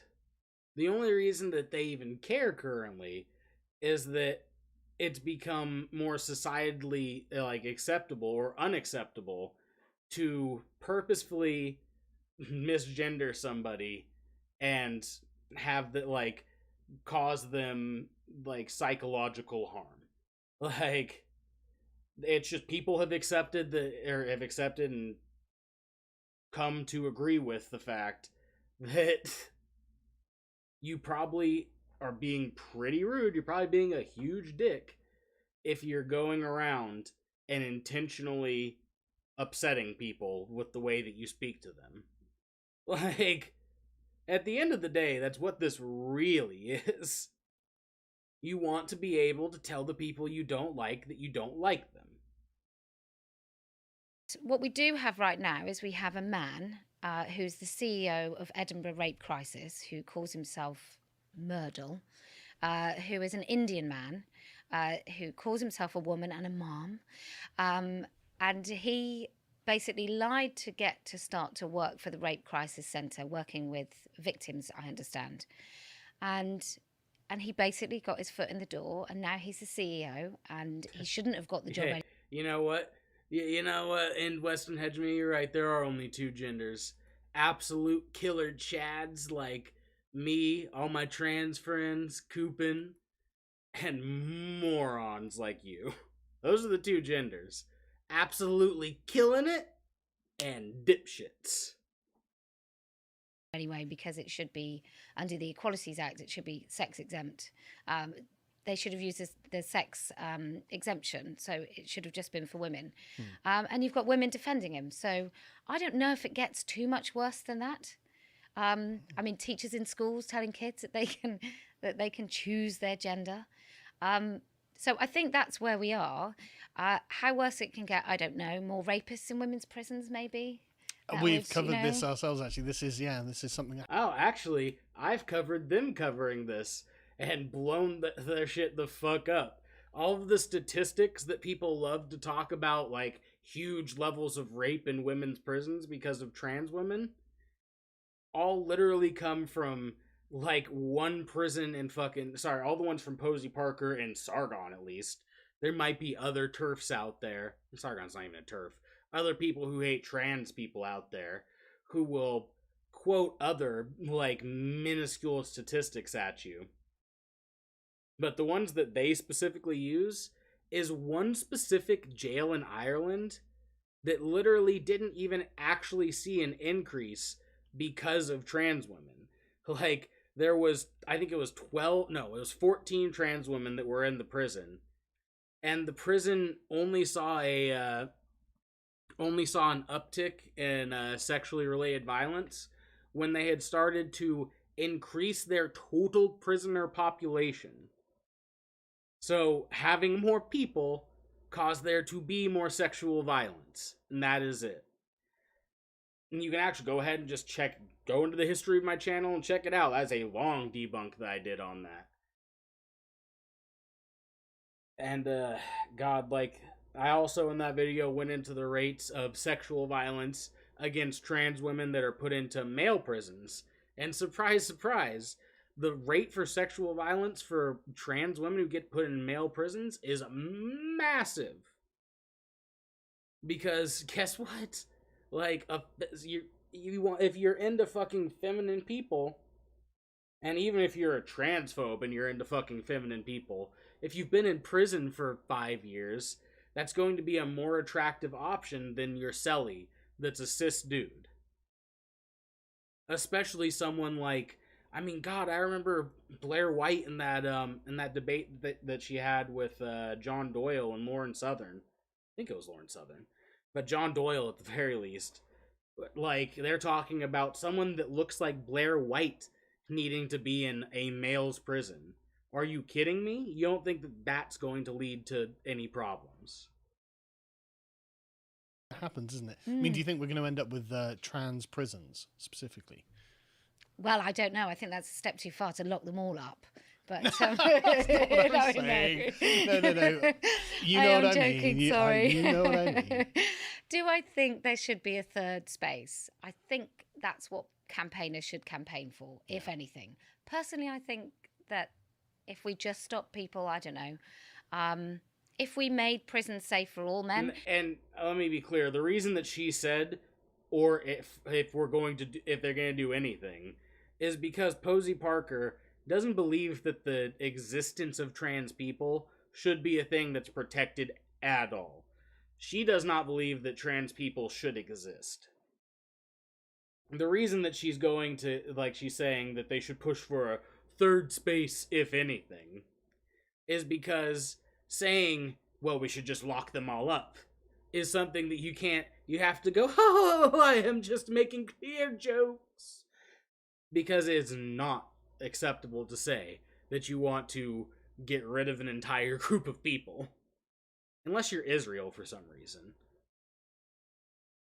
Do I think a really effeminate, quite weak man, maybe with mental health issues, is any safer in a men's prison than somebody who calls himself a woman? No, I don't. Do we have separate spaces for those men? No, we don't.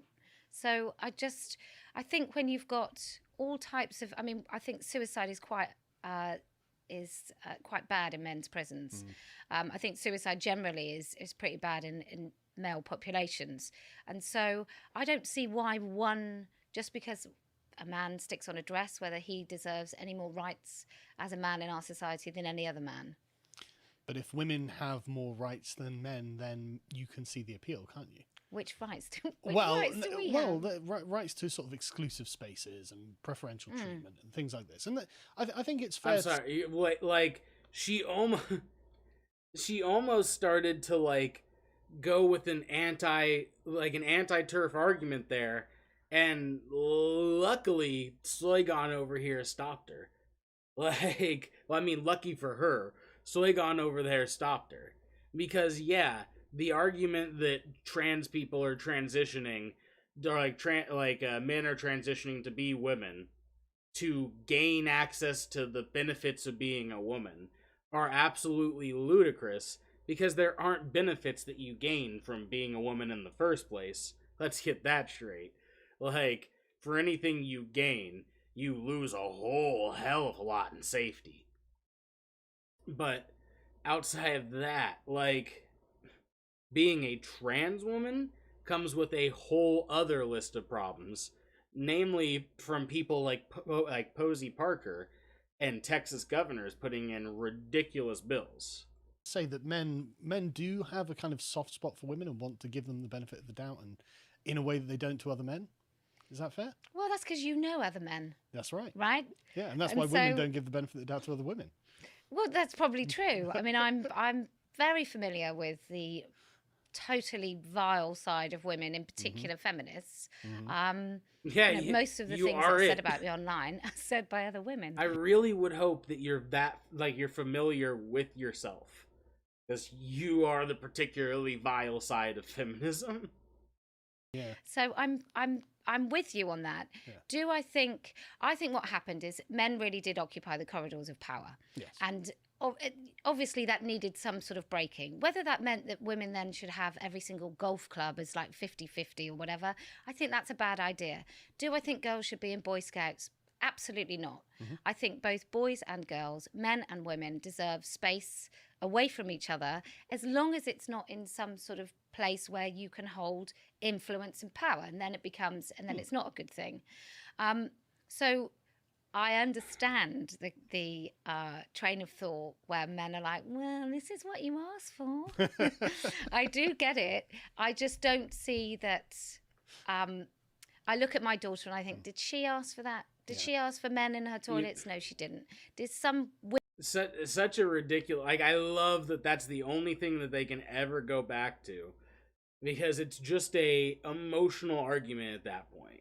You just keep on saying, did daughters and toilets, my daughter, toilets and daughters, locker room, toilet daughter, toilet, locker room daughter, toilet, locker room daughter, transition, detransition, toilet room, locker room daughter. You just say that over and over again, and anyone who has a kid that's a moron just has a primal trigger go off in their brain, and they go, oh, they're gonna rape my kid because they went inside the bathroom. I'm gonna let you in on something. Even if you made a law where trans people weren't able to go into the bathroom of their gender, it would still be punished less severely than raping somebody, right? There's already huge deterrence to the thing you're claiming to be worried about that would be larger than the extra deterrent you already want there, that wouldn't stop anybody. If you actually sit there and think about what these people push for, especially when they're talking about bathrooms, it becomes immediately obvious what the actual point is. The actual point is to make trans people's lives that much more uncomfortable. It's about inconveniencing trans people and making their lives more dangerous. Because now at this point, let's say that this is a law. Let's say that that Tennessee bathroom bill goes through and gets to the Supreme Court. Supreme Court lets it go through. It's all good, all gravy, and it happens, right? someone like Blair White, who is an extremely passing female, would then have to either go into the male restroom and have to answer questions about that, or risk going into the female restroom and like getting out. Like, there's no specific fine or anything like this, because this is a ridiculous set of things to legislate on, so it hasn't happened yet. Let's say it's a fine. Like, you can either break the law and get a fine, or you have to go into a bathroom that is clearly not for you at this point, and people will be asking you why you're in it, and at that point putting you in further danger. Or break that law. Women who decided that there was no difference between men and women. Is this what they asked for? Is this the logical conclusion of their activism? I think probably it is. To watch the full video. Juche or anarcho-capitalism? Fuck. Oh my god. Anarcho-capitalism. Absolutely. Juche is fucking wild, dude. No way. Like, I don't like either, but fucking, I'm not going to live under a political ideology that literally talks to me about the God King Emperor. But anyway, just, if you haven't seen Posey Parker before, go ahead and just keep that in the back of your head. This is all her politics is now. This is all her activism is. She just hates trans people. And the second, if you ever let her, like, have one of her compromises or push back on anything that, like, she wants to roll back laws on, then you will absolutely just be watching her the next day be pushing for more restrictive anti-trans laws. Because what she wants isn't for women to be safe, or for women to just mean woman anymore. What she wants is for trans people to be gone.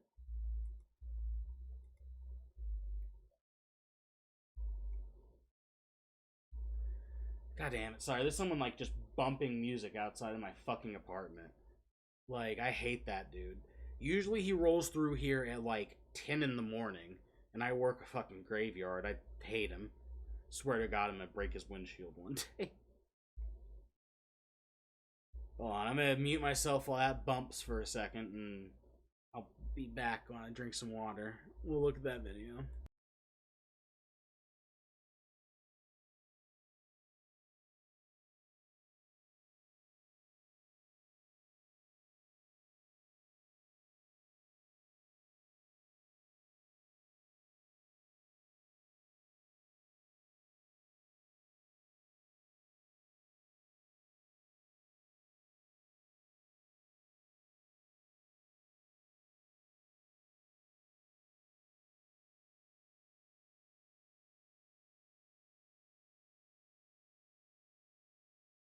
What the hell is this Exerbia YouTube channel?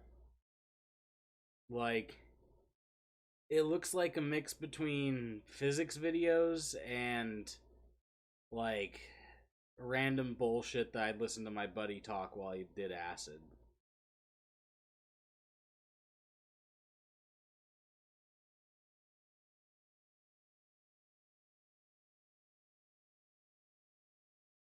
Like, I don't actually, like, there's a lot of weird variety to these videos here.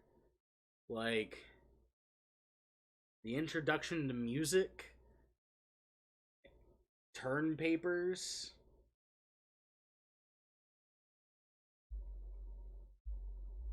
how to do time travel? Yo, what the fuck is this channel? There's no such thing as orange?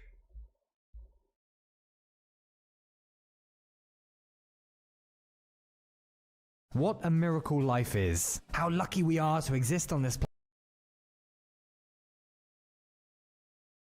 The fuck is this video? Contradictions. Discord server. Okay, I mean, I guess I'll see the reaction, or I mean the one you sent me to. That's like I guessing this is probably like a call out to. Is Barry the person that you sent me? I'm guessing it's like a call out to that, to this channel. I was just trying to see what it was to even like see what he's talking about. But let's see what this is. Hey, Exerbia. So, I reached out to you on WhatsApp, and it seems you listened to my messages, but you haven't responded. I'm a YouTuber working with Pi and on a mini-doc surrounding Experiment A. She's told me a lot that's really changed the way I look at you and believe that many others will feel the same. This documentary, however, is not about calling anyone out, but instead about forgiveness, and was hoping I could chat with you and get on your side. No interest in guiding people towards a conclusion, simply wish to tell the story. What's this Experiment A thing?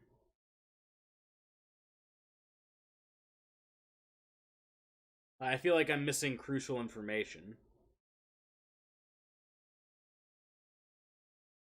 To Pikey roll-offs regarding Experiment A. Yeah, maybe.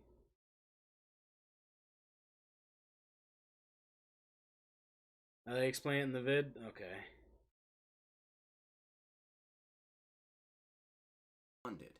Was it because I mentioned Experiment A? Man, this is messed up. You seem to have conducted a manipulative experiment on an autistic woman. From what Pi told me and from what I've seen, this experiment was about synchronicity. Pi ended up suicidal in the hospital after you did this experiment on her. Still in the hospital. Almost 4 weeks now.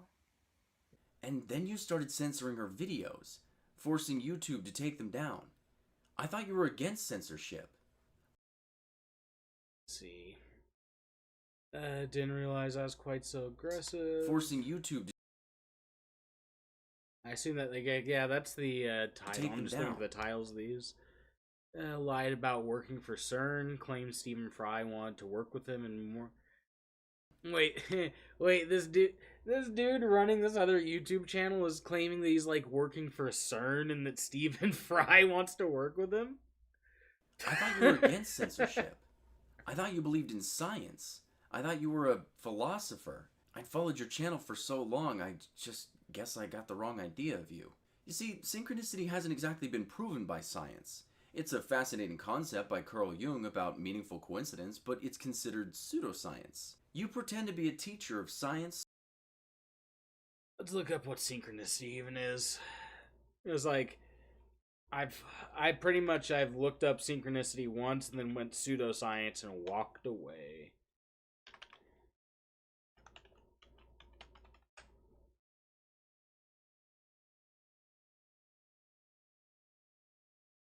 Carl Jung to describe circumstances that appear meaningfully related yet lack a causal connection.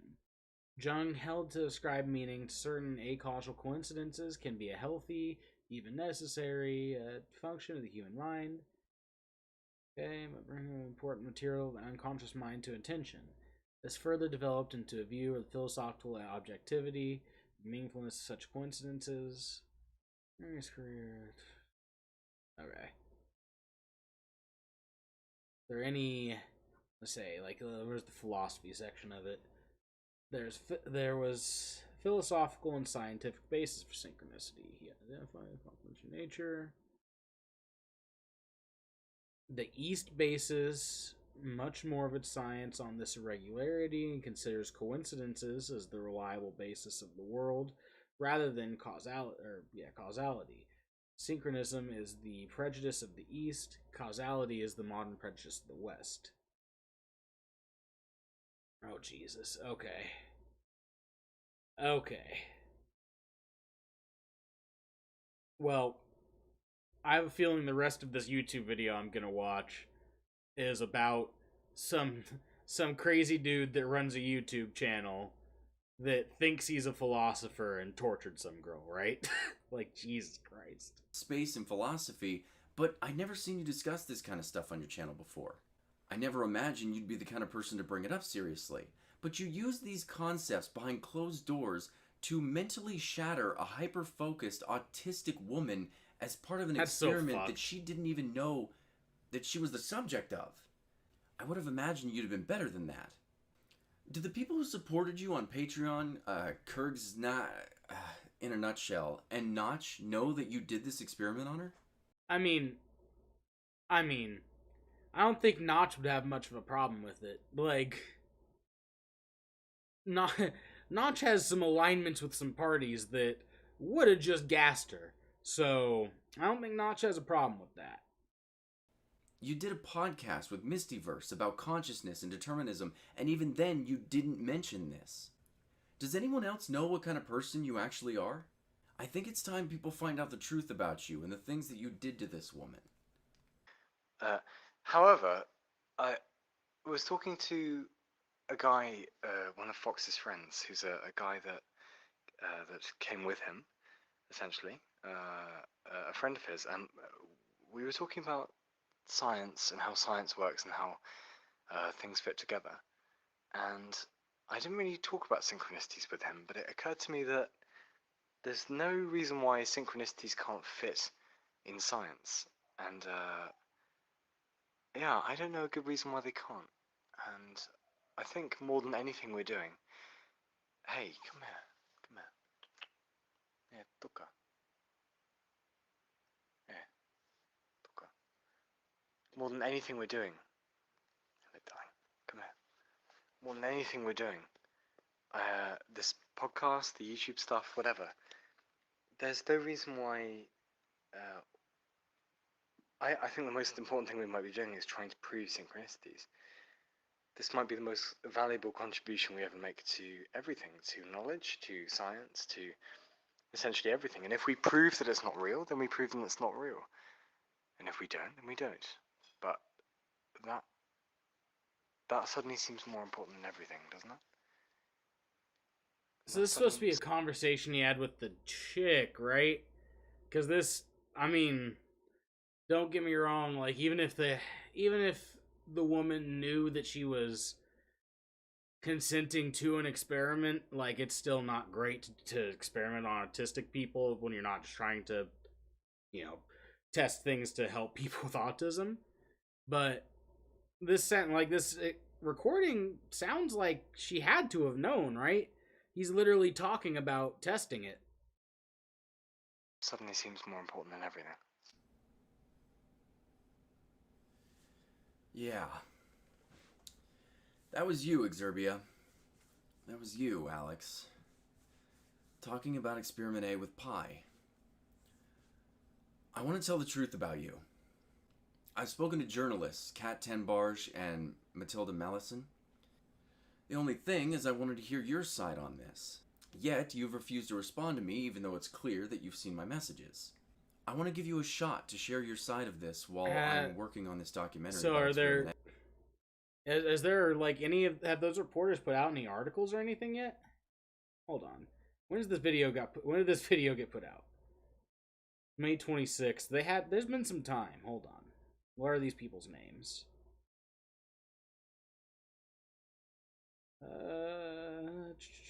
There we go.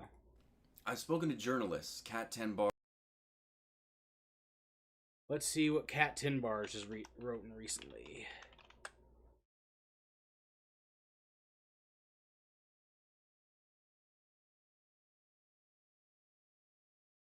Timeline of...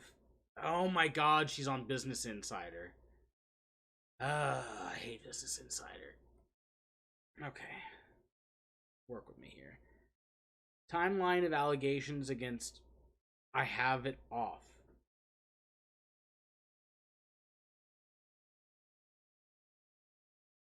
A timeline of the allegations against Sienna Mae Gomez, including the video that shows her kissing Jack Wright.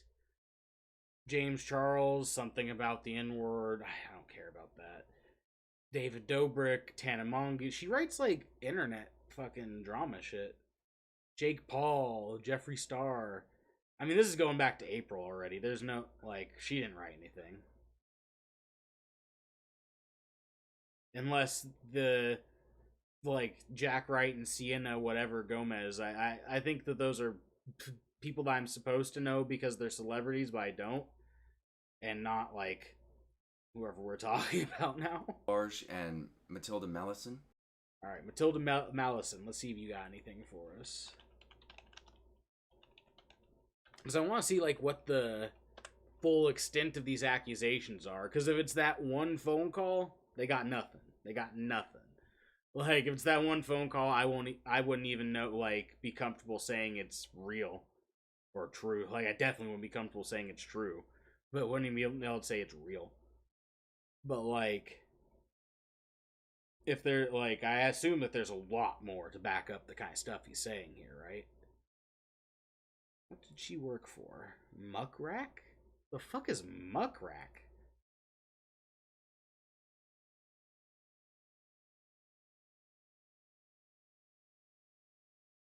This is all in Spanish. Okay, no, it's the first one's in Spanish. My bad, my bad. When I paint, all the voices in my head go still. Thin blue line. Yeah, and we already got to months ago. Okay. So there's nothing out yet. The only thing is I wanted to hear your side on this. Yet, you've refused to respond to me even though it's clear that you've seen my messages. I want to give you a shot to share your side of this while I'm working on this documentary about Experiment A. So, Alex, Exerbia, I'd really appreciate it if you reach out to me, because I feel like your perspective on this is important, and the people who support you deserve to know. Yeah.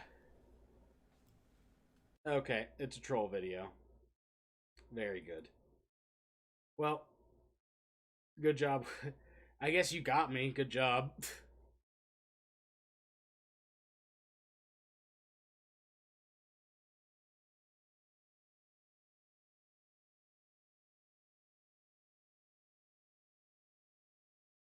What the fuck is this Exerbia channel?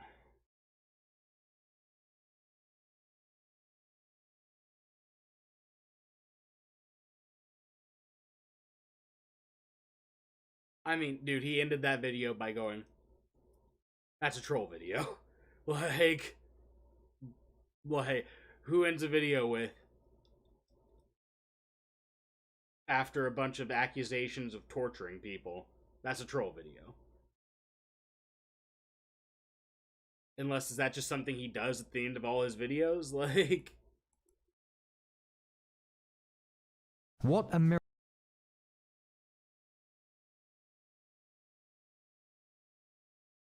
Hold on, I'll pull it back up, because, like, what is this?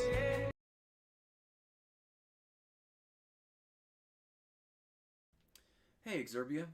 So, I reached out to you on WhatsApp, and, deserve to know. Like, yeah, it's a troll video.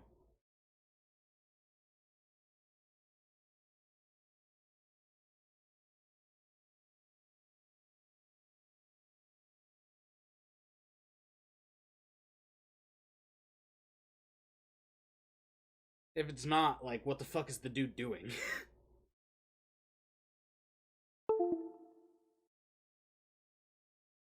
Okay, so, like, I'll accept that. Then, if it's not a troll video, why was he doing that? Like, what was he doing?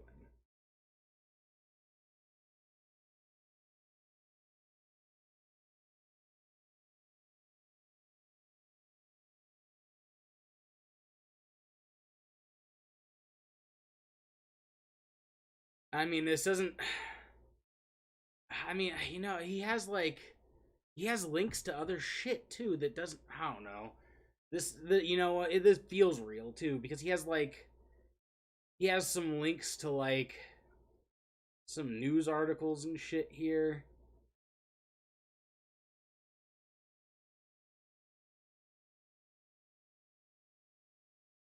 And at the very least, a picture of what I'm going to assume is Exerbia and was definitely the woman that we had just saw. Like, that's definitely the chick we had saw.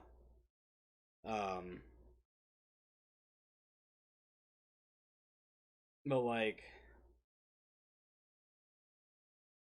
Wow, this is a long... Oh my god. Oh my god, this is long. Holy shit. Okay. I guess these are the receipts then. Why didn't he include any of this in his video? Choose a legacy contact to manage their account if something happens to them since you know me well.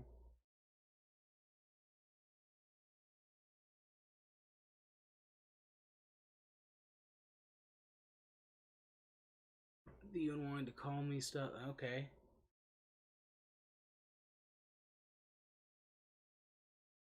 People I actually like, people who assume are adult enough to not be defended. Oh, so yeah, him defending himself, talking a bunch of shit to the chick he's with.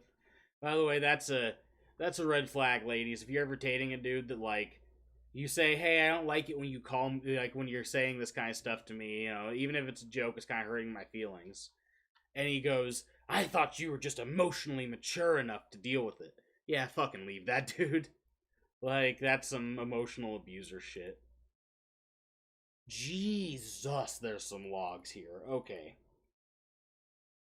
I am gonna need to... I'm gonna have to go through this all on back end on my own. I can't do this on stream. Like, there's too much here. I start my job in 48 minutes. And also, I don't know how much of this is, like... just is true. Like, because, you know, it's easy to fake a lot of this kind of stuff. Like, it's easy to fake messages and stuff like that. So I need to read through a lot of this, do some back end, like, looking in to see if any of this is valid. But, I mean, from what I see here so far, it looks really bad. Like, really bad. I'm gonna go favorite that page so I remember to come back to her.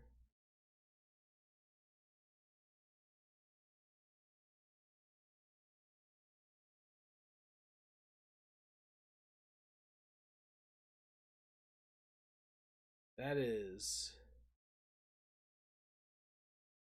And there's replies in here, they're like, why are you trying to pry into YouTubers' private life so much? It's creepy. Like, this is a story about somebody tricking an autistic girl into a fucking, like, social experiment. Jesus Christ. Okay. Well, we aren't going to have time to go over all the serious new, like, the more serious Israeli news that I wanted to do today, because of and I started late too, and a couple of detours. So what we're gonna do, we're just gonna go ahead and do Ethiopian. We're gonna do the video on Ethiopian Jews, and then that'll be it for me today. Overcooked my rice and spilled the starchy water down the crack behind the oven. That sucks, dude. Like, that actually really sucks. That shit is probably gonna mold. I mean, if you have, like... You could grab, like, if you have a squeegee, especially, or, like, a Swiffer or something. If you don't have any of those, maybe a mop. Like, just straight up stick it behind there, and you're gonna have to knock a bunch of dust and crap off of it once you get it back out. But... at least you can clean up a little bit of the water there. But yeah, that shit sucks, dude. Oh yeah, so before I go ahead and play this for you, if you didn't know, I am Ethiopian. That's why I focus so much on Ethiopians and things like that when I'm talking about foreign relations. And anything happening in foreign politics. And there's another piece of this that you need to know about Ethiopians in Israel. Recently, it's came out that Israel was, without the knowledge of the women, chemically castrating Ethiopian Jews that were coming in to Israel. So we're going to go ahead and take a look at a little bit of that, and just take a look at a little bit of what the Zionist Project stands for when it comes to the black Jews that want to come in.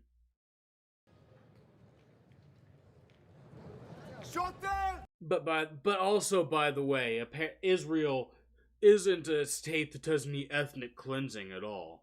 They just, forcibly sterilize people. Governmental change, that's just not how that works. Like, he is right in that this current generation of Israelis is definitely better for every type of push for equity than the last generation of Israelis is, and that's going to continue to be true. But just living side by side does not fix racism. It just doesn't.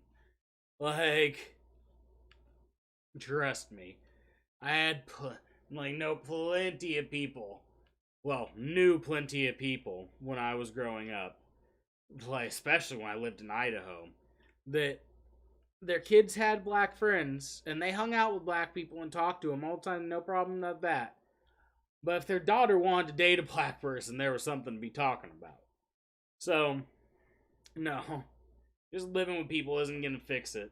Like, there's going to need to be some, especially when he's talking about police brutality, there's going to need to be some substantial work done in Israel's government for a future for Ethiopian Israelis, or Ethiopian Israelis. I don't know why I wanted to change the wording on that. Like, yeah, I am gonna go ahead and close out on that, though. I hope you all had a good time. Keep in your mind what's going on in Israel and Ethiopia. Next stream I do is gonna be on Thursday. Tuesday is canceled because I have an appointment. That's why today is happening. Thursday I'll probably cover some more conflict in the Tigray region, and we'll see with news. I might do the I might do the Trump speech too, but we'll see. But y'all have a good one, and peace out.